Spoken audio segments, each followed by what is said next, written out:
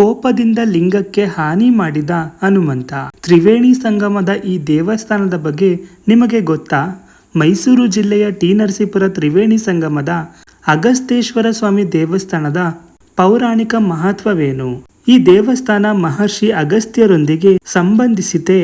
ಬನ್ನಿ ಈ ಬಗ್ಗೆ ಹೆಚ್ಚಿನ ಮಾಹಿತಿಯನ್ನ ಈ ವಿಡಿಯೋದಲ್ಲಿ ತಿಳಿದುಕೊಳ್ಳೋಣ. ಮೈಸೂರು ಜಿಲ್ಲೆ ಟಿ ನರಸೀಪುರ ತಾಲೂಕಿನ ತ್ರಿವೇಣಿ ಸಂಗಮದ ದಡದಲ್ಲಿ ಇರುವ ಪುರಾತನ ಅಗಸ್ತೇಶ್ವರ ಸ್ವಾಮಿ ದೇವಸ್ಥಾನ ಭಕ್ತರ ಗಮನ ಸೆಳೆಯುವ ವಿಶಿಷ್ಟ ಹಾಗೂ ಐತಿಹಾಸಿಕ ದೇವಾಲಯವಾಗಿದೆ. ಈ ದೇವಸ್ಥಾನಕ್ಕೆ ಪೌರಾಣಿಕ ಮಹತ್ವವಿದ್ದು ಮಹರ್ಷಿ ಅಗಸ್ತ್ಯರೊಂದಿಗೆ ಸಂಬಂಧ ಹೊಂದಿರುವುದು ವಿಶೇಷವಾಗಿದೆ. ಕಾಶಿಗೆ ತೆರಳಿದ ಹನುಮಂತ. ಪೌರಾಣಿಕ ಕಥೆಗಳ ಪ್ರಕಾರ ಮಹರ್ಷಿ ಅಗಸ್ತ್ಯರು ದಂಡಕಾರಣ್ಯದ ಮೂಲಕ ದಕ್ಷಿಣ ಭಾರತಕ್ಕೆ ಪ್ರಯಾಣಿಸುತ್ತಿದ್ದಾಗ ಈ ಪವಿತ್ರ ಸ್ಥಳಕ್ಕೆ ಬಂದರು. ಆ ಸಮಯದಲ್ಲಿ ಅವರು ಶಿವನಿಗೆ ವಿಶೇಷ ಪೂಜೆ ಸಲ್ಲಿಸಲು ನಿರ್ಧರಿಸಿದರು. ಪೂಜೆಗೆ ಶಿವಲಿಂಗವನ್ನು ತರಲು ಹನುಮಂತನಿಗೆ ಕಾಶಿಗೆ ತರಲು ಆದೇಶಿಸಿದರು. ಹನುಮಂತನು ಕಾಶಿಯಿಂದ ಶಿವಲಿಂಗವನ್ನು ತರುವ ಕಾರ್ಯಕ್ಕೆ ಹೊರಟಿದ್ದನು. ಲಿಂಗ ನಾಶ ಮಾಡಲು ಪ್ರಯತ್ನ.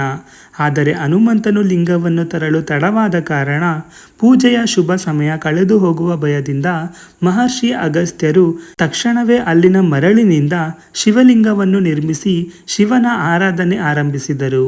ಇದನ್ನು ಕಂಡು ಕೋಪಗೊಂಡ ಹನುಮಂತನು ತಾನು ತಂದಿದ್ದ ಶಿವಲಿಂಗವನ್ನು ಸ್ಥಾಪಿಸದೆ ಪೂಜೆ ಆರಂಭಿಸಿದ್ದಕ್ಕಾಗಿ ಆ ಮರಳಿನ ಲಿಂಗವನ್ನು ನಾಶ ಮಾಡಲು ಪ್ರಯತ್ನಿಸಿದನು ಎಂದು ಪುರಾಣದಲ್ಲಿ ಉಲ್ಲೇಖವಿದೆ. ಒಡೆದಂತಿರುವ ಲಿಂಗ. ಆ ಸಂದರ್ಭದಲ್ಲಿ ಹನುಮಂತನು ಮಾಡಿದ ಆಕ್ರೋಶದ ಪರಿಣಾಮವಾಗಿ ಶಿವಲಿಂಗದ ಮಧ್ಯಭಾಗದಲ್ಲಿ ಒಡೆದಂತೆ ಗುರುತು ಮೂಡಿದೆ ಎಂದು ಸ್ಥಳೀಯರು ನಂಬುತ್ತಾರೆ. ಇಂದಿಗೂ ದೇವಾಲಯದ ಗರ್ಭಗುಡಿಯಲ್ಲಿರುವ ಶಿವಲಿಂಗದಲ್ಲಿ ಆ ಒಡೆದ ಗುರುತು ಸ್ಪಷ್ಟವಾಗಿ ಕಾಣಿಸಿಕೊಳ್ಳುವುದು ಭಕ್ತರಿಗೆ ಆಶ್ಚರ್ಯಕಾರಿಯಾಗಿದ್ದು ಈ ಸ್ಥಳದ ಪೌರಾಣಿಕತೆಯನ್ನು ಮತ್ತಷ್ಟು ಬಲಪಡಿಸುತ್ತದೆ. ಸದಾ ಹನಿ ನೀರು ಜಿನುಗುತ್ತೆ. ಈ ದೇವಸ್ಥಾನದ ಮತ್ತೊಂದು ವಿಶೇಷವೆಂದರೆ ಶಿವಲಿಂಗದಿಂದ ಸದಾ ಒಂದೊಂದು ಹನಿಯಾಗಿ ನೀರು ಜಿನುಗುತ್ತಿರುತ್ತದೆ. ಅಭಿಷೇಕದ ಸಮಯದಲ್ಲಿ ಲಿಂಗದಲ್ಲಿ ಜಿನುಗುವ ಆ ನೀರನ್ನು ಸಂಗ್ರಹಿಸಿ ಭಕ್ತರಿಗೆ ತೀರ್ಥವಾಗಿ ನೀಡಲಾಗುತ್ತದೆ. ಇದನ್ನು ಪವಿತ್ರ ತೀರ್ಥವೆಂದು ಭಕ್ತರು ಭಕ್ತಿಯಿಂದ ಸ್ವೀಕರಿಸುತ್ತಾರೆ. ತ್ರಿವೇಣಿ ಸಂಗಮದ ಪವಿತ್ರ ವಾತಾವರಣದಲ್ಲಿ ನೆಲೆಗೊಂಡಿರುವ ಅಗಸ್ತೇಶ್ವರ ದೇವಸ್ಥಾನಕ್ಕೆ ಪ್ರತಿದಿನವೂ ಅನೇಕ ಭಕ್ತರು ಭೇಟಿ ನೀಡಿ ಶಿವನ ಆಶೀರ್ವಾದ ಪಡೆಯುತ್ತಾರೆ.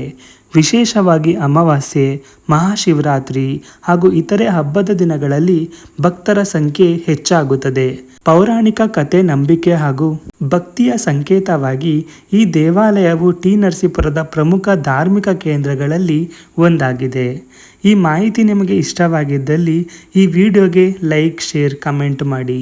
ಹಾಗೇನೇ ನಮ್ಮ ಚಾನಲನ್ನು ತಪ್ಪದೇ ಸಬ್ಸ್ಕ್ರೈಬ್ ಮಾಡಿಕೊಳ್ಳಿ. ಧನ್ಯವಾದಗಳು.